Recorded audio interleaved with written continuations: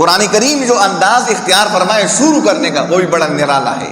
فرمایا اللہ پاک نے سبحان الذی اسری بعبدہ، سبحان فرمایا سبحوا سبحان الذی اسری، تسبیح بیان کی جا رہی اللہ پاک کی.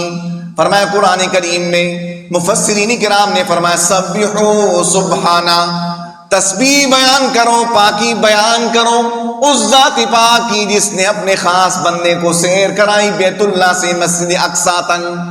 اس میں یہ کیا ہے؟ توحید کی وہ بیان فرمائی.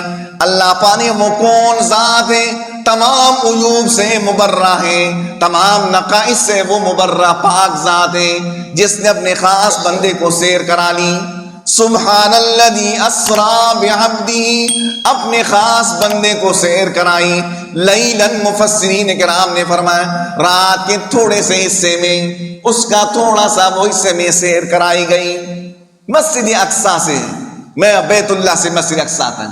مفسرین کرام فرماتے ہیں کہ نبی پاک صلی اللہ علیہ وسلم دو قسم کی روایتیں ہیں. آپ اپنی چچا زاد بہن ام ہانی کے گھر میں تھے. نبی علیہ الصلوۃ والسلام معراج سے پہلے دو نمازیں فرض تھی، ایک فجر کی نماز 2 رکعت اور دوسری مغرب کی 2 رکعت تھی بس. یہ معراج کے واقعے سے پہلے آپ علیہ الصلوۃ والسلام نے یہی کہ معراج سے پہلے جب 2 رکعتیں مغرب کی آپ نے ادا فرمائی تو آپ اس وقت اس کے بعد ام ہانی چچی زاد بہن کے گھر آپ تشریف لے کر گئے. بیت اللہ کے قریب گھر تھا ان کا. فرماتے ہیں کہ وہاں پر آپ تشریف فرما ہو گئے اور وہیں پر آپ ان کے وہ آرام فرما ہو گئے، سو گئے.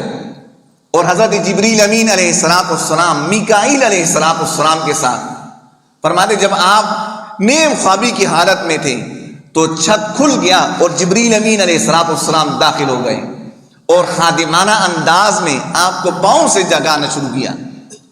فرمایا کہ پھر اس کے بعد فرمایا کہ آپ کو حضور کی یہاں سے ابھی جانا ہے بیت اللہ اور بیت اللہ سے اس سفر مبارک کا آغاز ہو.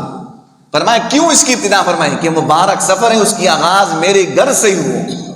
فرمایا اس طرح.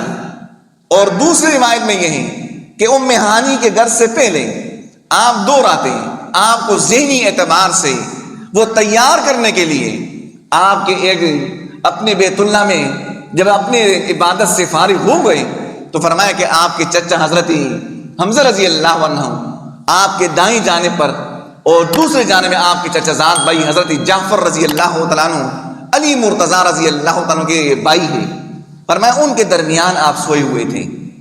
اللہ پھر یہ ہوا کہ حضرت جبریل امین علیہ الصلوۃ والسلام تشریف لے کر آئی اور میکائیل علیہ الصلوۃ والسلام بھی ہے ساتھ، اسرافیل بھی ہے علیہ الصلوۃ والسلام. آپس میں گفتگو کرنے لگے کہ کس کو لے کر جانا ہے. تو فرمایا ایک فرشتے نے سوال کیا، دوسرے نے کہا کہ یہ جو درمیان میں ہے ہم نے اس کو لے کر جانا ہے. فرمایا بس یہ کہنے کے بعد آپ ان کی گفتگو ختم ہو گئی. نبی پاک صلی اللہ علیہ وسلم نے یہ بات سن لی. فرمایا دوسری رات بھی اسی طرح ہوا. تیسری رات آپ ام ہانی کے گھر میں تھے. وہاں سے پھر جبریل امین علیہ الصلوۃ والسلام میکائیل علیہ الصلوۃ والسلام کے ساتھ آ کر چھت کھل گیا، آپ کو خادمانہ انداز میں جگایا پاؤں سے اور پھر آپ بیت اللہ میں تشریف لے کر آئے. جب بیت اللہ میں آئے پھر آپ حدیم میں پھر آرام فرمانے لگے کہ وقت تھا یہاں سے پھر اس کو فرشتوں نے کہا. جبریل امین علیہ الصلوۃ والسلام متکلم تھے، ترجمان تھے، ان نے پھر آپ کو جگایا اور جگانے کے بعد سیدھا آپ علیہ الصلوۃ والسلام کو فرشتوں نے خادمانہ انداز میں آپ کو آب زمزم کے پاس لے کر آئے. پھر فرمایا آپ کا وہاں پر شک کی صدر بھی کر لیا گیا. اب چونکہ یہ شک کی صدر کیوں کیا گیا تھا؟ فرماتے اس لیے کہ آگے اللہ پاک کی زیارت کرنی تھی، تجلیات الہی اللہ پاک کی وہ قدرتی نشانیاں دیکھنی تھی. فرمایا اس لیے یہ قوت آپ کے اندر وہ داخل کرنا تھا، وہ کہ وہ قوت ہو آپ اللہ پاک کی زیارت بھی کر سکیں اور اللہ پاک کی قدرت کی نشانی کو بھی دیکھ سکیں.